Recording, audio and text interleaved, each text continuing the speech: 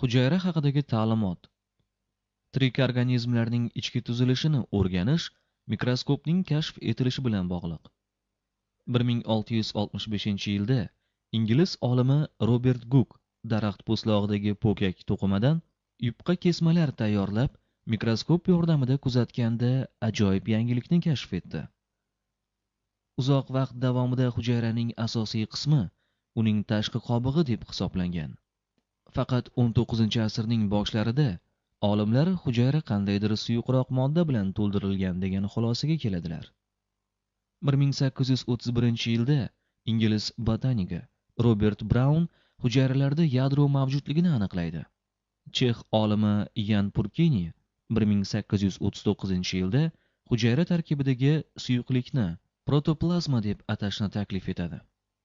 1838-1839 nemis olimlari botanik Matthias Schleiden va zoolog Theodor Schwann o'sha vaqtgacha fanda to'plangan ma'lumotlarga tayanib, hujayra nazariyasining asosini yaratdilar. Bugungi kunda hujayra nazariyasining asosiy qoidalari quyidagilardan iborat. Barcha tirik organizmlar, ya'ni mikroorganizm, o'simlik va hayvonlar tanasi hujayralardan tashkil topgan. Yangi hujayralar faqat avval mavjud bo'lgan hujayralarning bo'linishi tufayli vujudga keladi. Organizmlarning hujayralardan tashkil topishi ularning kelib chiqishi bir xil ekanligidan darak beradi. Hujayra tirik organizmlarning tuzilish va funksional birligi hisoblanadi. Har bir hujayra mustaqil ravishda hayot kechirish xususiyatiga ega. Yorug'lik mikroskopning asosiy qismlari obyektiv va okulyardan iborat. Mikroskopning eng muhim qismi obyektiv bo'lib, kuzatilayotgan predmetni kattalashtirib beradi. Okulyar ham linzalar tizimidan iborat bo'lib, ular o'rganilayotgan predmetning tasvirini kattalashtirishda ishtirok etadi. Dastlabki mikroskoplar obyekt tasvirini 10-40 martagacha kattalashtirib bergan. Odatda yorug'lik mikroskoplari tasvirni 10-2000 martagacha kattalashtiradi. Hujayrada turli xil vazifalarni bajaruvchi strukturalar mavjud. Bular organoid yoki organella deb ataladi. Hujayralar bajarayotgan vazifalarga qarab turli-tuman yumaloq, yulduzsimon, o'simtasimon, amyobasimon shaklga ega bo'ladi. Har bir hujayra 3 ta tarkibiy qismdan tashqi sitoplazmatik membrana, sitoplazma va yadrodan iborat. Sitoplazmatik membrana yuksak pishiqlikka va elastiklikka ega bo'lib, ozgina shikastlangan vaqtlarda ham o'zining bir butunligini oson va tez tiklay oladi. Sitoplazmada bir qator organoidlar mavjud va ular turli xil vazifalarni bajaradi. Endoplazmatik to'r murakkab membranalar tizimidan iborat bo'lib, barcha evkaroid hujayralarning sitoplazmasini qamrab olgan.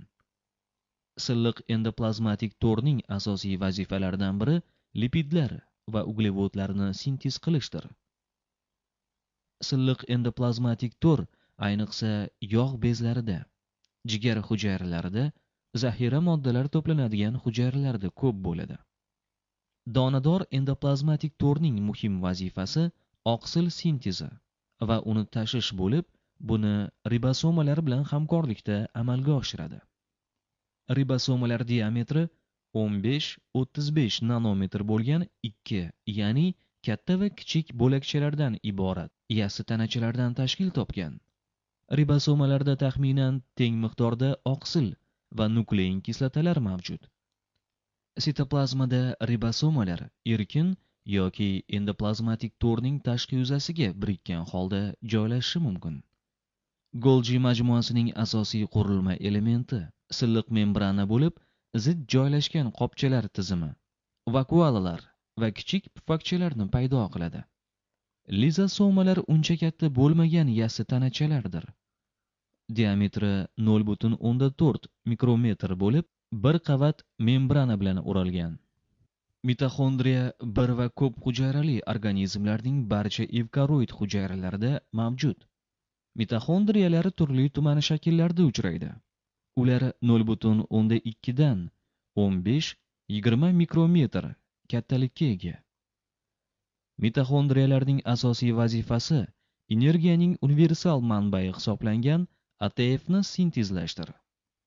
Hujayra markazi ikkita silindr shaklidagi kichik tanachalardan tashkil topgan bo'lib, bir-biriga nisbatan to'g'ri burchak hosil qilib joylashadi va ular sentriola deb ataladi.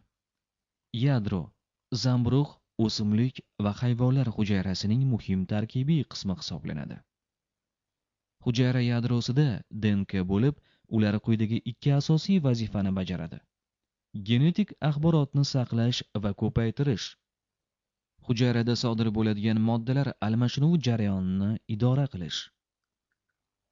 Yadro bilan sitoplazma o'rtasida faol modda almashinuv bo'lishiga qaramasdan, yadro qobig'i uning ichki qismini sitoplazmadan ajratib, ularning kimyoviy tarkibidagi farqni saqlab turadi.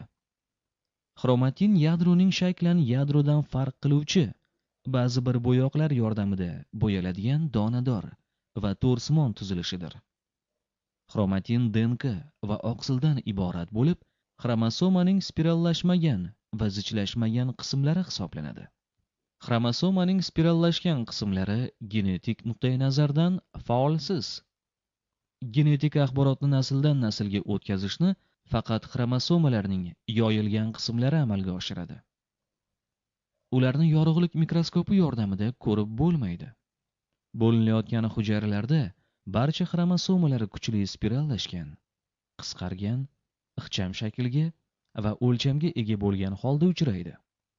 Xromosomalar shakli birlamchi belbog' yoki sentromera deb ataluvchi qismga bog'liq bo'lib, mitoz vaqtida bo'linish urchug'ining ipiga yopishadi. Sentromera xromosomani ikki yelkaga bo'ladi. Ular teng yelkali va teng bo'lmagan yoki har xil uzunlikka ega bo'lgan xromosomalardan iboratdir. Hujayradagi xromosomalar soni turning tuzilish darajasiga bog'liq emas va har vaqt ham ular o'rtasidagi qarindoshlik aloqalarini ko'rsatmaydi. Ularning soni tizim guruhiga bir-biridan ancha uzoqda turgan vakillarda bir xil va aksincha kelib chiqishi, yaqin bo'lgan turlarda esa har xil miqdordagi xromosomalar uchrashi mumkin. Masalan, har xil turga mansub bo'lgan va sistematik guruhda bir-biridan ancha uzoq joylashgan shimpanze maymuni, suvarak hamda qalampirda xromosomalar diploid soni 48 ga teng. Odamda 46 ta va tuzilishi birmuncha sodda bo'lgan zog'ora baliqda 104 ta. Shunday qilib xromosomalar to'plamining tavsifi umuman turga xos xususiyat, ya'ni o'simlik yoki hayvon organizmlarining faqat bitta turiga xosdir. Somatik hujayraning xromosomalar to'plamining miqdoriy va sifatiy belgilari yig'indisi karyotip deb ataladi. Tirik organizmlarning ko'pchilik turlarida karyotipdagi xromosomalar soni juft bo'ladi. Bu har bir somatik hujayrada shakli va o'lchami bir xil bo'lgan ikkita xromosoma mavjudligi bilan tushuntiriladi. Bulardan bittasi erkak va ikkinchisi urg'ochi organizmning xromosomalaridir. Bir xil shakl, o'lcham hamda iplarga ega bo'lgan xromosomalar gomologik xromosomalar deb ataladi. Somatik hujayraning xromosoma to'plamidagi har bir xromosoma o'z juftiga ega va diploid deb ataladi. Diploid to'plam 2N bilan belgilanadi. Jinsiy hujayralarda juft gomologik xromosomalardan faqat bittasi o'tadi. Shuning uchun gametaning xromosoma to'plami gaploid deyiladi. Hujayra yadrosiga xos bo'lgan uchinchi xususiyat yadrochaning mavjudligidir. U yadro shirasiga botib kirgan zich tanachadan iborat. O'simliklar hujayrasida ham hayvon hujayrasiga xos bo'lgan barcha organoidlar, yadro, mitoxondriya, Golgi majmuasi, ribosomalari mavjud. Shu bilan birga ular tuzilishida bir qator o'ziga xosliklar ham bor. Hujayra qobig'i o'simlik hujayrasini tashqi tomondan o'rab turuvchi qalin qobiq. Hujayra qobig'i polisaxaridlardan tashkil topgan. Plastidalar o'simlik hujayralarining organoidlari. Ular organik moddalardan birlamchi uglevodlarni hosil qilishda ishtirok etadi. Plastidalarning 3 xil turi mavjud. Leykoplastlar, rangsiz plastidalar, monosaxarid va disaxaridlardan kraxmal hosil qilishda ishtirok etadi. Xloroplastlar, yashil pigmentlar, fotosintez jarayonini amalga oshiradi. Xromoplastlar, har xil rangga ega plastidalar, ular gullar va mevalarga rang beruvchi karotinoidlardan iborat. Vakuolalar ham o'simlik hujayralariga xos organoid bo'lib, membrana bilan o'ralgan.